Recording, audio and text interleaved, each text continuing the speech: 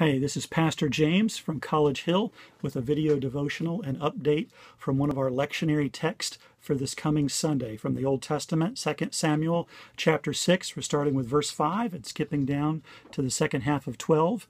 It says, David and all the house of Israel were dancing before the Lord with all of their might, with songs and lyres and harps and tambourines, castanets and cymbals. So David went and brought up the ark of God from the house of Obed-Edom to the city of David with rejoicing. And when those who bore the ark of the Lord had gone 6 paces, he sacrificed an ox and a fatling. David danced before the Lord with all of his might. David was girded with a linen ephod. So David and all the house of Israel brought up the ark of the Lord with shouting and with the sound of the trumpet. As the ark of the Lord came into the city of David, Michal, daughter of Saul, looked out of the window and saw King David leaping and dancing before the Lord, and she despised him in her heart. Some people believe that the reason that Michal had despised David was that perhaps he was dancing in something like underwear. But this linen ephod was really the garments of priests, and was probably what everyone else was wearing who were the priests who were attending to the Ark of Covenant as they were coming to Jerusalem and to David. Into the city of David. But what we do know is that David was dancing wildly like a madman before God. Now, some years ago, when our family was pretty young, we were visiting a church called Voice of Pentecost. And it was a Pentecostal church. And one of the ways that you might know that when we were there was that when people were preparing for worship, they were standing before this stage. It was a large space, and they were all limbering up, getting ready for worship, doing their sort of limbering exercises. And as worship began, all the children sort of ran to the front, and there were adults that were up there as well, and they were dancing, and they had flags, and they were having a fantastic time. And Joshua, who's our oldest child, was 4 years old, and he was dancing with them, and he was having a fantastic time. And this passage came to my mind, and I thought, I want Joshua to always have that kind of freedom to experience the joy of the Lord in worship. And then all of a sudden, he started running around and smacking everybody on the bottom. And my elation with him turned to horror as I was chasing after him, trying to get him to stop from smacking everybody on their bottoms during worship.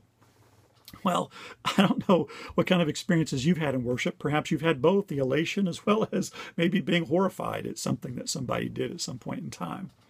I don't think that God pays a whole lot of attention, though, to our outward forms of worship. I think he really looks at the heart of the matter.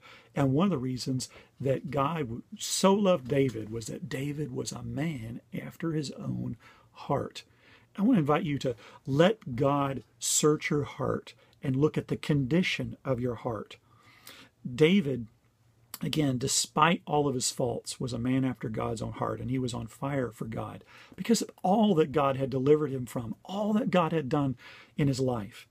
If it feels like God's not done a whole lot for you, you might think about all that's been promised to us in Jesus Christ, the forgiveness that we have, the grace that God has given us, and that God unreservedly has given himself to us in an amazing, radical way in what he's done for us in Jesus Christ.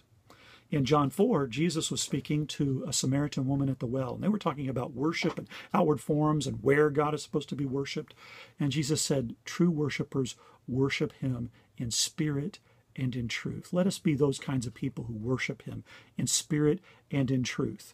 If you find, as you're looking at your heart, that there's places that are cold before God, then invite him to set you on fire. There's places that are hard, then invite him to help you soften those places so that you could be unreserved, not just in an aspect of outward worship, but in how we live our lives before him, that we would live a radical life, a life that might seem undignified to others, but however they judge you, maybe they've not tasted and seen how good God is. Desire for your part that you would want even more from him. I also want to let you know about a few announcements. This is the second Sunday of the month that's coming up, so we've got a potluck meal. So I want to invite you to prepare something and bring it with you, and plan to stay afterwards for our fellowship meal as well as the business meeting that's going to follow. Now, I know probably in your summer plans, attending a business meeting in July was not the top of your list. But this is the very first meeting that I get to meet with you as a church, as a pastor. So I would really appreciate it if you're available to come to plan to stay for the meal and attend the meeting afterwards. And I have even another meeting to tell you about, believe it or not. That night, the Lexington District, which our church, College Hill, is a part of, is having its very first meeting as a reorganized district.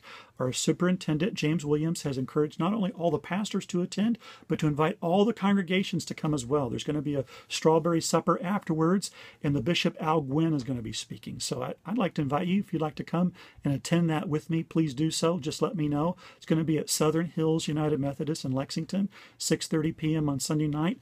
Regardless, I hope to see you Sunday morning. God bless you. Have a great rest of the week.